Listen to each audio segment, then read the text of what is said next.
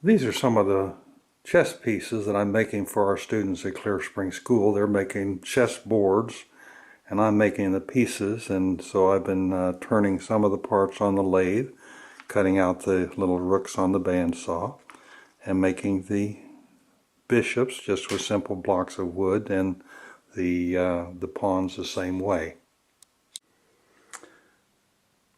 I'm making rooks, and to do so I have some wood taped up into a block. It's maple and walnut, and so there are 4 pieces here, 2 of walnut and 2 of maple. Each of the pieces is 3/8 of an inch by 1/2 inch.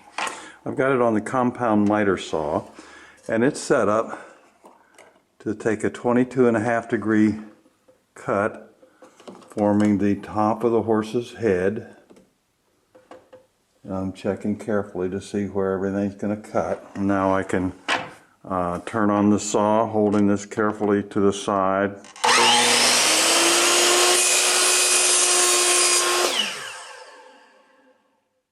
And wait until it stops before I let it come up.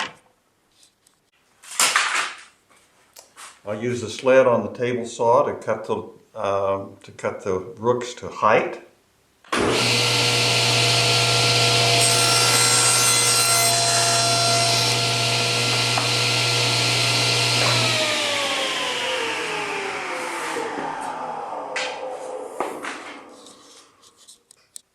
I use the bandsaw to cut the shape of the horse's head on the underside.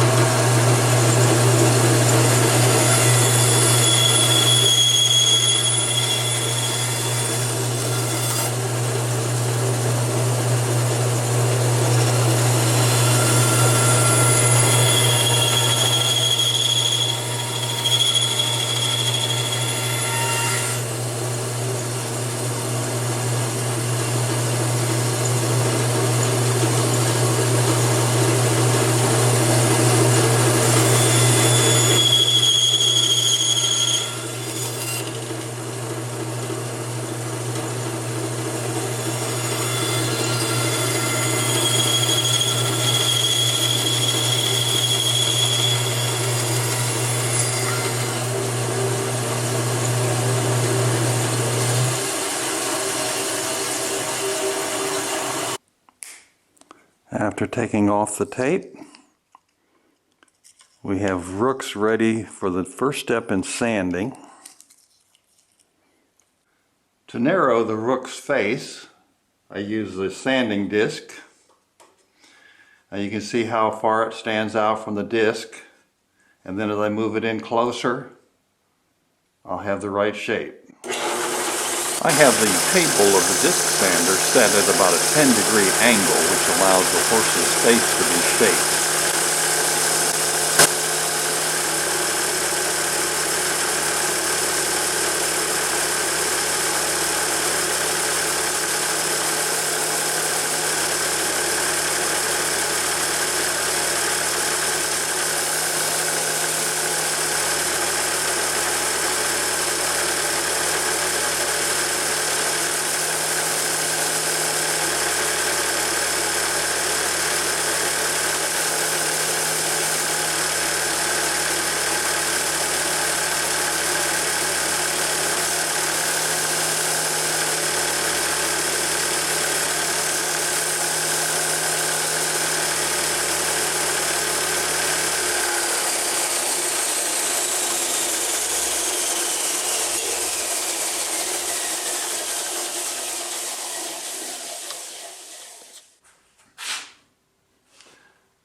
Making pawns and bishops is pretty easy to do on the table saw. I cut some stock that's 3/8 of an inch square.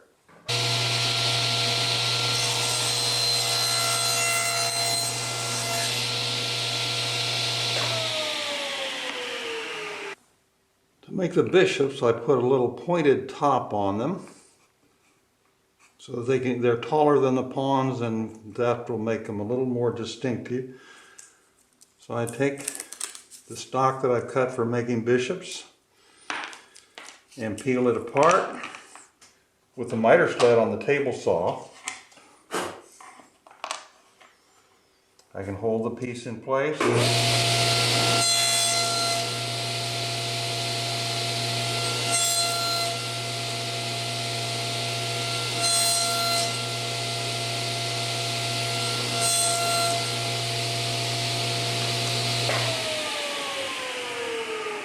And make bishops. It takes only a short time to make a number of bishops. I am making rooks on the lathe, and I've initially have the piece that's twice as long as necessary, so I'll have something to hold it in the chuck. And I use this lathe tool.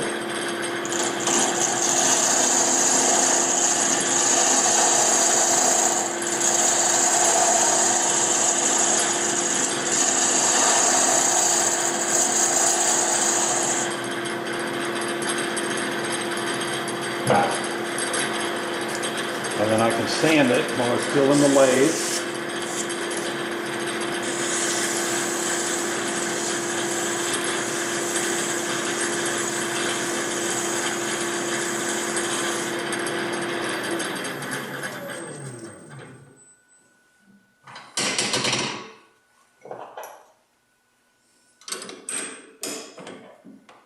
And then I can turn it around and form one at the other end.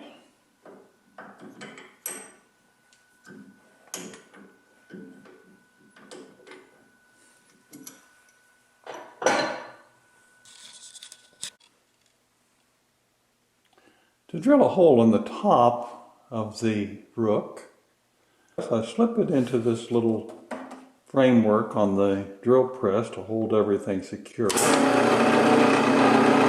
just drill a very slight indentation in the top, finishes the rook. I make the kings and queens on the lathe.